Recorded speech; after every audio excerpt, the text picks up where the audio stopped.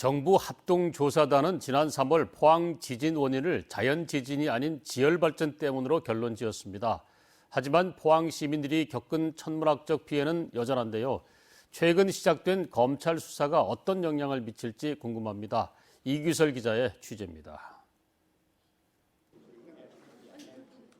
정부 조사단은 지난 3월 포항 지진은 자연 지진이 아닌 지열발전소에 의해 촉발됐다고 발표했습니다. 확산된 공급압이 포항지진 단층면상에서 남서 방향으로 깊어지는 심도의 미소지진들을 순차적으로 유발시켰다. 연구단은 지열발전소에 물을 넣을 때 발생한 압력이 단층면에 규모 2.0 미만의 미소지진을 일으켰고 이 에너지의 영향으로 규모 5.4의 본진이 발생했다고 밝혔습니다. 뒤늦게나마 지진 원인은 밝혀졌지만 폭락한 포항 지역 부동산 가격은 아직도 회복되지 않고 있습니다. 특히 포항 북구의 아파트 값은 지진 이후 급락한 뒤 2년째 바닥권에 머물러 있습니다.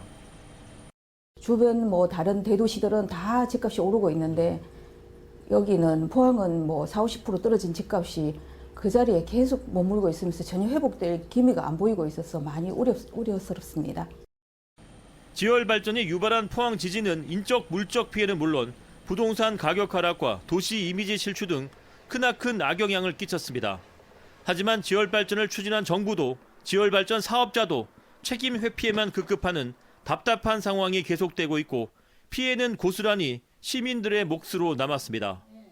이런 상황에서 검찰이 2년 만에 지열발전 사업을 한 업체와 국책연구기관인 지질자원연구원 등을 압수수색했습니다.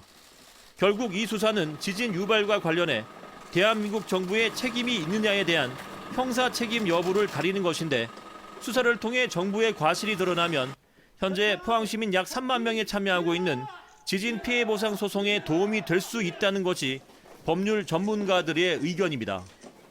정부가 책임을 인정하기 위해서는 사실은 관계 공무원들의 고의 또는 과실이라는 그런 소위 법상 불법행위 책임의 인정 근거가 되는 그런 인과관계가 있어야 돼요.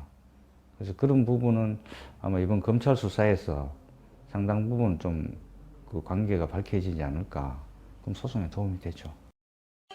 또 정부의 책임 여부가 검찰 수사를 통해 명백히 가려지면 포항 시민 모두가 바라고 있는 지진특별법 제정이 속도를 내는데도 도움이 된다는 분석입니다. MBC 뉴스 이규설입니다.